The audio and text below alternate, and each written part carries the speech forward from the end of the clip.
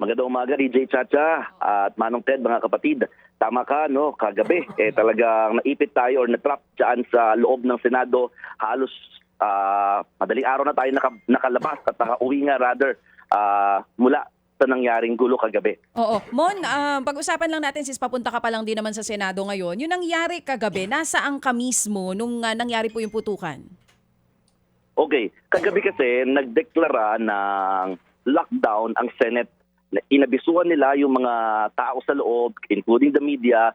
In 5 minutes, isasara na namin ng Senate dahil nga ito na yung mga oras na nagkakaroon ng tensyon dahil may mga dumarating na mga armed na mga miyembro ng Philippine Marines at yung mga miyembro din ng Office of the Senate Sergeant at Arms talagang armado rin ng mga long firearms at naka-bulletproof vest, full battle gear in a way. So inabisuhan, in 5 minutes, isasara ang Senate. So yung mga kailangan lumabas, pwede nang lumabas.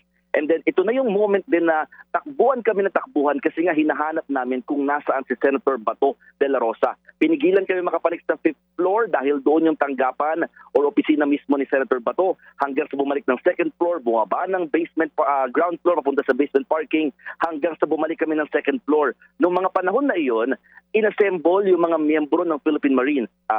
Kinasa lahat ng kanilang mga armas at sinundan namin sila papunta sa isang hallway sa may 2nd floor. Sa 2nd floor, para may idea lamang tayo, dito yung pwesto ng session hall, dito rin ang opisina ni Senate President nakapwesto, no? So habang sinusundan ng media ang hanay ng mga Philippine Marines na kargado nga ng kanilang mga armas, bigla kaming hinarang na doon sa may hallway ng sa may 2nd floor. Ako ay nasa pinakaharapan, no? So ako yung pinagilan na ng miyembro ng OSAA, Office of Senate Sergeant at Arms, at sinabi na hindi na safe, no? Kasi nga papunta na sila sa area kung saan inaalam ng mga otoridad yung drilling sound, yung parang merong binubungkal sa ilalim o binubutas na bahagi ng Senado mula doon naman sa GSIS compound. So habang pinupuntahan ito ng mga tauhan ng Philippine Marines at ng mga armado na OSAA members, bigla na lang umalingaw-ngaw ang malalakas at magkakasunod na putok ng baril. Lahat kami na mga media ay talagang napaatras at pilit na talagang pinalalayo na ng mga tauhan ng Senate Security at talagang sobrang dami namin kaya nagkakatulakan, siksikan at naiipit na ang karamihan hanggang sa pinalayo na ng pinalayo dun sa mga oras na yon. Magkakasunod yung putok ng baril at ang paliwanag nga dito ni DILG kahapon sa amin or kagabi, yun ay unang tunog na nakarinig namin na putok, yun ay warning shot mula sa miyembro ng OSAA. And then ang kasunod na ay yung nakipag-exchange ng far shots naman yung kabilang kampo na hindi malinaw kung sino. We keep on asking the members of the security ng Senate kung sino yung kalaban nila at sino yung kaputukan nila ng baril. Ang initial na sinabi sa amin kagabi, they are perceived as NBI agents. Again, yun yung words na sinabi. So, hindi pa rin talaga kinlarify at talagang direktang sinabi kung ito ba ay miyembro nga ng NBI. And eventually nga, itinanggi, no, ng ahensya na may mga ahente sila na nandito. Nagkaroon kasi ng mga indication dahil may mga nakikita kami, kahit kami sa media, na may mga suot na NBI. Yung ilan sa mga namataan na nandun sa GSIS compound at maaari sila rin yung nagtangkang pumasok dito sa bahagi naman ng Senado. DJ Chacha. Oo. Mon, lahat ito nangyari sa anong floor? 2nd floor ba ito? 5th floor? Saan nga? Lahat ito nangyari sa ikalawang palapag, 2nd floor ng Senado. At dito, nagmula yung malalakas na putok ng baril, nangyari yung sagupaan ng mga miyembro ng Philippine Marines at ng OSAA laban sa grupo ng mga tao na hindi pa malinaw kung sino sila. Oo, at least naklaro mo ngayon na hanggang ngayon hindi pa rin malinaw kung sino ba talaga yung nagbarilan kagabi.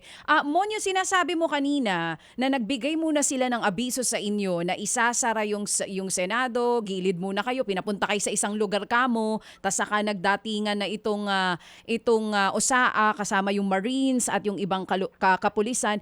Ilang minuto exactly after nung binigay sa inyo na gilid muna kayo, isasara natin ang Senado, bago nangyari yung putukan? Matagal ba? Ilang minuto yung pagitan nun? Walang mga 10 minuto, 15 minutos lang yun, DJ Chacha, kasi magkakasunod yung mga nangyari. Oo. Nung nagbago yung abiso na yan, dumating na rin yung mga articles of impeachment na dineliver sa Kongreso. Kaya nagtaka kami, bakit may kasamang mga Marines nung time na yon? Hindi naman siya normal na ganong klaseng security yung bit-bit ito. And then eventually, doon na nga nagkahanapan na kasi nga hinahanap na rin si Senator Bato, tapos may mga wordings kasi kahapon na magkakaroon ng arrest. And then baka kasi mali lang ng dinig at mali lang ng nabanggit din si Senate Sergeant at Arms Mau Plasca tungkol dito. Kaya lahat kami nalilito nung una kung may aarestuhin ba o wala.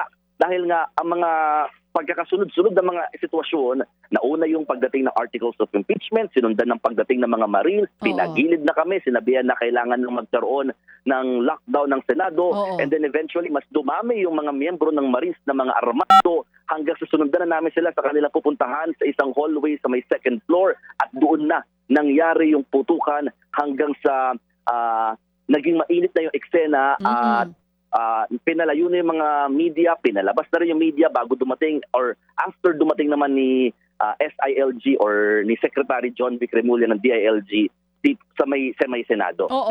Mon, yung kinalalagyan ng media, kung saan nakita natin yung ilang mga videos na kalat ngayon, na dinig yung putok, gano'ng kalayo yun dun sa kwarto na kumakalat ngayon online yung mga photos kung saan may mga tama ng bala? Gano'n kayo kalayo?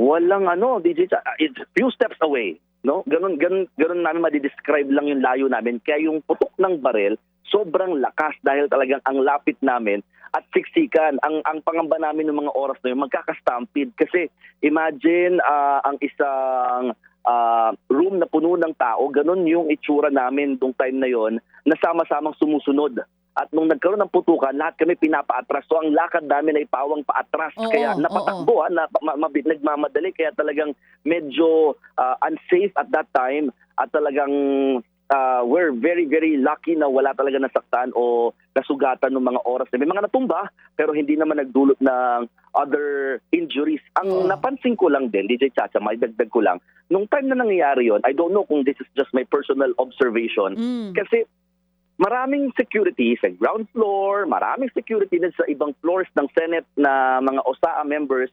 Pero nung time na yon, wala naman nagdatingan na dagdag na puwersa. Kahit mga pulis sa labas, hindi rin nagpasukan or baka kasi naka-lockdown na nga rin naman ng Senate at saka baka makadagdag lang din sa sikip. Pero yun lang din yung na-observe namin nung time na yun na ang dami kasing sibilyan. Lahat kami pawang sibilyan nung mga oras na nagkakaroon ng putukan. So yung safety namin yung naging concern ng bawat isa habang patuloy lamang na naka-record yung video kahit paatras na kami tumatakbo palayo doon sa nangyaring putukan na yung kumakalat na video ngayon na may mga basag na may mga shots ng sa salamin. Ang lapit lang namin siguro mga paano ba i-describe? Ilang steps? Siguro mga 15 steps. Lapit lang talaga. Mon, ang sabi mo kasi bago nangyari lahat to, ang sinabi sa inyo, move muna, move away, move back. Hindi kayo pinababa? Kasi kung yung eksena, kung may makakabarilan man itong mga Marines at grupo ng Osawa and even the policemen natin, walang nagsabi na bumaba muna kayo kasi may posibilidad ng palitan ng putok, ng bala. Ang sinabi lang ay umatras kasi you were just a few steps away dun sa kwarto. At kaninong kwarto yun? Ano exactly ang meron dun sa kwarto na yun? Yung pagpapababa, walang nangyaring ganon. Ang ginawa ng Senate Security at that time, dahil nga doon kami sa malapit sa session hall, dinagyan kami ng kordon, no? Nakordonan naman lahat ng media, pero nung time na nagkaroon ng pagdating ng Marines, nagkagulo. So nawala yung pinaka blockage na mga tali at talagang nagbagsakan at nagkasunod-sunod na nga, sumunod na doon sa area na pinuntahan ng mga Marines na habang naglalakad na pabilis, no? So nandun na kami sa area, doon na ulit hinarang na, teka, hindi na kayo pwedeng sumunod sa amin kasi nga delikado na. So all along, akala namin kasi it's an ordinary arrest, no? Wala namang mangyayaring putukan ng baril.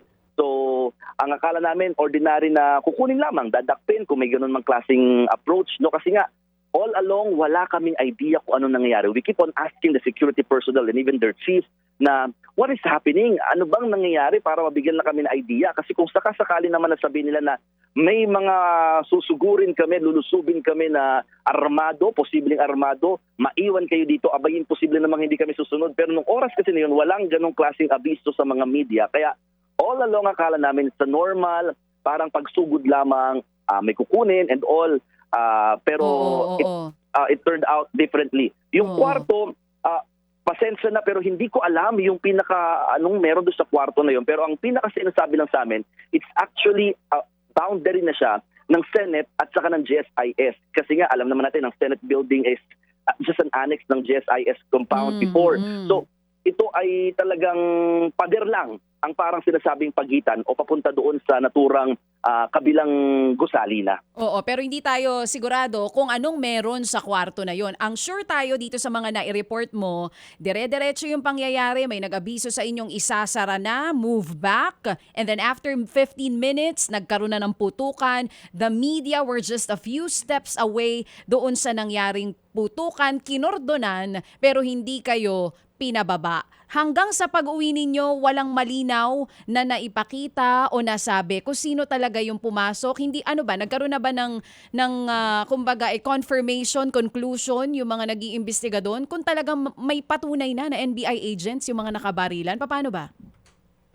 Alam mo, kahit kami nagtataka, DJ Chacha, ako hindi naman bago sa akin yung mga ganitong klaseng coverage na may mga enkwentro, for example, na ganitong sitwasyon. Pero ang sinasabi kasi kahapon, nung nagbigay ng maikling panayam, sina DILG Secretary John Vic Remulla together with Senate President Alan Peter Cayetano and all the senators present na nagstay pa rin doon sa loob ng Senado during that time na nagkaroon ng PAR encounter, ang sinasabi lang nila, inuna nilang i-secure ang safety ng mga senador sa loob ng gusali. And of course, all the civilians inside the building. Ang hindi nila masabi, hindi nila matukoy pa kung sino ang nasa likod. Bagay na nakakapagtaka ha, kasi syempre kung marami naman tayong security forces, dapat nasisip na kagad magpunta sa GSIS at talaga masundan kung saan ba yung mga possible perpetrators or mga involved sa ganitong klaseng encounter or pagpapaputok ng baril, no? So ito yung mga question na hanggang ngayon hindi pa rin malinaw at hanggang kahapon, hanggang kaninang madaling araw bago kami makalabas o makauwi ng Senado, ito yung mga nananatiling blanco pa na misteryo technically, no? So inaabangan natin ngayon, naglalabasan na yung mga ilang larawan na nagkaroon talaga ng area kung saan nagkaroon nga ng mga gunshots, no? Na ipinutok doon sa area sa may second floor, DJ Cha. Mon, sabi mo, ang lapit nyo dun sa kung saan nagkabarilan. May narinig ba kayo na usapan muna bago nagkaputukan? Walang usapan, pero meron kasing drilling sound. Ito yung mas nag-trigger sa mga authorities kasi nga, may narinig kami na parang, tawag dito, binubungkal or dinidrill nga, no? Binubutas na bahagi ng pader na hindi malinaw. So ito yung halos kapunta lang doon sa area naman kung saan nangyari na yung naturang palitan ng putok ng baril. So wala. Ang sinabi lang sa amin, move back, move back. Those are the words na biglang binanggit nung time na parang susugod na yung Philippine Marines. And then all of a sudden, habang may nag-i-instruct pa nga na move back, doon na umalingaw ang mga malalakas na putok at magkakasunod na putok ng baril. Okay, drilling, no? Drilling. Yung kasing picture na may mga tama ng barel, parang salamin siya, di ba? Hindi ho namin alam yon kasi nga hindi naman tayo madalas dyan. Yung sinasabing drilling na iyan, maaaring lumabas. Ito po ay ano lamang ha, kumbaga sabihin na po natin na pwedeng maging katwiran o pwedeng lumabas po kung magkakaroon ng malalimang investigasyon, yung pong tsorya na kaya hindi nakita sa CCTV dahil nandoon sa kabilang banda ng pader yung mga gustong pumasok sa premises ng second floor ng Senado at nagdi-drilling sila para magbutas o nagdi-drilling sila para i-secure yung pintuan. Yun ang hindi pa nga malinaw, Manong Ted. Tama ka dyan ng punto, no? Kasi nga yung drilling actually na narinig namin nung una, pagbaba namin sa may ground floor, yan ay sa may bandang, may pintuan na close na talaga. So, tinatanong namin kung ano bang meron sa pintuan na yun at bakit may sound na may parang nagbubutas, no? And then sinasabi yun na nga, ang likod na nun ay GSIS or yung compound na sa kabila. So, hindi naman malaman kung pinabubuksan namin hindi naman mabuksan-buksan yung pintuan. And then eventually, pumalik na ulit kami ng second floor at doon na nga nangyari. So, tama yung mga punto kasi yung drilling sound, nasa likod lang din ito na isang pintuan sa ground floor. So, this is different pa rin doon sa second floor na nakita natin na may mga salamin na kwarto na nangyari naman yung putukan. Nung nasa second floor na kami, wala na kaming naririnig na drilling sound doon. Okay, meron lang kasing isang inconsistency sa naging statement ni Director Matibag and the President, no? Kung aanalisahin mo yung statement ni Pangulong Marcos, ang sinasabi niya, 'di ba? Oo, nakausap niya si Director Matibag at sinabihan niya na paalisin doon ang mga NBI agents. Narinig mo 'yon? Sinasabi niya? Tingnan mo yung Chacha, yung transcript ng kanyang statement. Sabi ni Director Matibag, wala naman kami mga tao doon talaga. So, meron ngayon, gusto nating klaruhin yan, kasi nga baka yung mga sinasabi na may mga NBI agents doon sa GSIS building, may sinabi din si Ginoong Matibag sa interview dahil nga humihingi ng tulong yung GSIS president to secure the GSIS building. Narinig ko yon sa mga panayam sa kanya. Alright, so ngayon, kung yung sinasabing pinto ay dikit ng GSIS building at merong narinig daw po ng mga drilling, ano yung drilling na iyon? Yung ba ang pinagmulan ng putukan pero ang putukan sa second floor, di ba? Sa second floor at ang drilling ay nasa ground floor. At may dagdag ko lang din, Manong Ted, tama ka ha, yung mga NBI agents, bago mangyari lahat ito, mga pasado alas 5 ng hapon, lumabas kasi si Senate Sergeant at Arms Aplaska papunta sa GSIS compound dahil doon nga namataan nila may mga NBI agent na nandoon naman talaga. At kinonfirm din yun sa amin ni General Aplaska na in-inspection nila yung mga sasakyang dumaraan from Senate going to GSIS. Kaya we are actually assured na mayroon nga na NBI agents doon sa may GSIS compound, Manong Ted. Oo nga. So may NBI agents kasi nga din may instruction daw na masiguro lang na hindi naman din lumabas si Senator Bato nga kasi possibility na siya din ay masilbihan ng arrest warrant in the light na wala namang desisyon ang Supreme Court to stop them from doing that. Basically, yun ang opinion ng ibang mga mga abogado. So, pero ngayon kasi nga, ang bottom line nga dito, dahil because of all of this na mga napanood natin, napakinggan ng mga reports, ang mga tao, ang dami nang iniisip. Wala pang lumalantad na taga-Senado para magtawag ng press conference at harapin ang katanungan ninyo, Mon, na sa ganun, walang vacuum of information. Ito ang ibubunga nito Hindi ba bakit wala pa rin tumatayo ngayon na sino man pong opisyal ng Senado o saan man yan o sino man po yan sa Ginoong Dong Mendoza para sabihin, sige, anong katanungan ninyo? Dito sa investigasyon na ginagawa, baka sabihin nila, hindi nag-iimbestiga pa. At least magbigay kayo ng informasyon at magsabi, sumagot sa mga katanungan, kagaya ng tanong ni Mon ngayon, kung nangyari yung drilling sa ibaba, bakit naging amputukan sa itaas? Gayong mga kapatid kasi gayong kung nagdi-drilling, ano ang purpose ng drilling? Kasi nga, kung hindi ka dumaan doon sa regular route, fire exit, pangkaraniwan na pintuan, kaya hindi nakuha ng CCTV, doon ba sa ground floor na yan, may CCTV nakuha, yung sa drilling na iyan? Gumagalaw ba yung pinto? Ano yan? Kung ikaw si NBI, kung talagang daring ka, ano yun? Bubuksan mo yung pinto para pumasok ka doon and Hindi. Papanig ka sa taas para i-extract mo si Senator Bato. Alam mo yun, yung mga ganong katanungan. So, Mon. Hello, Mon? Mon?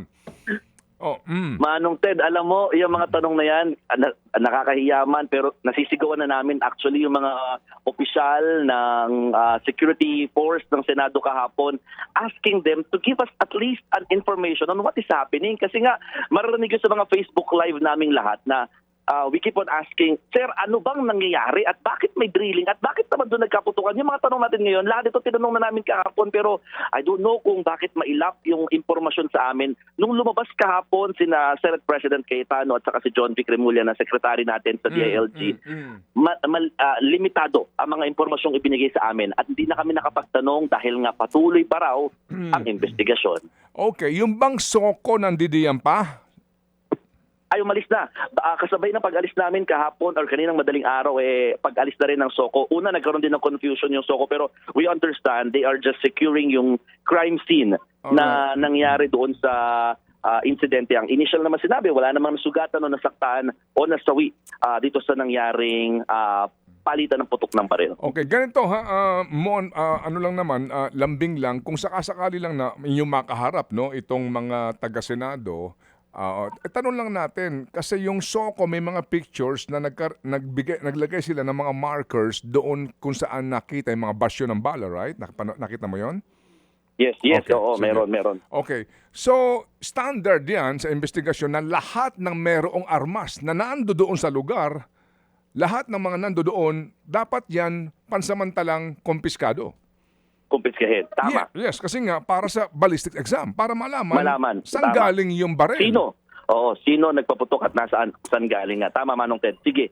Tanong natin, niya saka hihilingin. ginawa ba yun sa USAA? Yun ha? Oo. Ginawa ba yun sa USAA? Isa yan sa lahat, sa tamang Marines, tanong. sa PMP, kung sino man yung nando doon, police, and then yung CCTV footage ng lahat ng ito. Tama, Manong Ted. Hindi biro na makita yung ganitong sitwasyon sa loob ng Senado. Sabi ko nga, I've been covering different war stories before, pero hindi ko akalain na sa loob ng Senado mangyayari yung ganitong klaseng enkwentro. Kaya yung about dun sa pagpasok kasi ng Soko, hindi na kasi kami nakapasok din doon dahil nga naka-lockdown na yung Senado during that time. Pero tama yung mga tanong na yan na dapat talagang masagot sana ng OSA, Manong Ted. Sige, sa gitna nito, gusto ko lang sa iyong ibalita na naglabas ng opisyal na pahayag ang tanggapan ni Senador Robin Hood Padilla. Ito ba'y narinig mo na? Nalaman mo na, Mon? Hindi pa? Hindi pa, Manong Ted. Ito. Ang sinasabi ng kanyang tanggapan, Padilla calls for stronger Senate security, OSAA modernization following security incident. Ang sinasabi niya rito, dapat daw ay, mabigyan ng karampatang tulong ang OSAA para maging modern na ang kanilang security system. Reinforce ng OSAA operational capabilities, upgrading ng surveillance and monitoring systems. Basically, dapat daw ay matulungan ng OSAA para magampanan ng kanilang tungkulin na mas mabuti sa pamamagitan ng paglalaan ng karampatang tulong to modernize them. Basically, yan ang kanyang press release, Your Honor. Pero Manong Ted, madagdag ko lang isa sa mga mahigpit na security talaga pag pumapasok kami ng mga gusali ay sa Senado. Through this OSAA na yan. Okay. Kaya Nagtataka rin nakapagtataka kayo. lang talaga yung nangyari kahapon. Gaano kahigpit mo? Help us understand para sa mga hindi pa Mahigpit. nakakapasok sa Senado. Okay. Mahigpit yan. Go ahead, Mon. Dalawa, tatlong security screening ang kailangan mong daanan magmula pa sa main gate, dadaan ka sa pinaka-main entrance, dadaan ka sa mga security checking, body frisking, at bago ka makapanik pa sa second floor, another security check ulit yan na kailangang malaman kung meron ka bang bitbit na firearms. At lahat dapat na papasok sa Senado, wala dapat bitbit na firearms maliban lamang sa mga miyembro ng OSAA. Kaya nga, naalala natin nung Lunes, isa yan sa mga naging issue kung bakit nakapasok yung mga dalang baril ng mga NBI agent sa loob ng Senado dahil mahigpit na pinagbabawal yan sa loob. Yung nga sinasabi nga natin, meron na kayong leksyon nung Monday, di ba? Kung sakasakali, hindi pa ba naghihigpit mo sa... I mean, that's the part of our analysis. Anyway, last na lang ito. Paano kapag may dalang maleta? Basta walang baril. Oo. Maleta pwede? Hindi. Hindi, kahit ano Ganun naman. din. Kasi Pag may dala kang maleta, Oo. okay, aalamin, saan ba flight mo? Yun nga. yun. Baka may lipad ka naman. Tama, Manong Ted. Tsaka ang hirap na ng Kinabahan ako, backpack. Ano ka ba, si Sir Ronald nga natin dito, ang dala dito sa atin, maleta din kasi hindi na siya makabuhat dahil di ba yung kanyang may problema na. So yung mga hirap na magbuhat, maleta. Oo, Tama. pag masakit sa likod. Tsaka dokumento. Dokumento na ilalagay dyan, Di ba dokumento, si Senator damit. De Lima, Oo. may maleta siya. Yes, dala, ang right? mga Dala ang mo. laman ay dokumento naman. Dokumento. Oo, Papel, tama, mga papeles. So, Mon, nandiyan ka ulit sa Senado, balitaan mo kami pag Sige. may update, ha? Okay? Sige. Matik. Mon. Salamat po, Manong Ted at DJ Chacha. Maraming Balik sa inyo. salamat. Thank you, Mon Gualvez. Mga kapatid, patuloy po kayong tumutok sa 105.9 True FM para sa totoong balita, impormasyon, music and entertainment. Mag-subscribe sa aming YouTube channel at podcast at sundan nyo kami sa Facebook, Instagram, X at TikTok sa True Network PH. Bisitahin din po ang aming official website, truefm.ph. At panoorin din kami sa True TV Signal, Channel 19. Kami po ang 105.9 True FM. Laging true sa'yo, kapatid.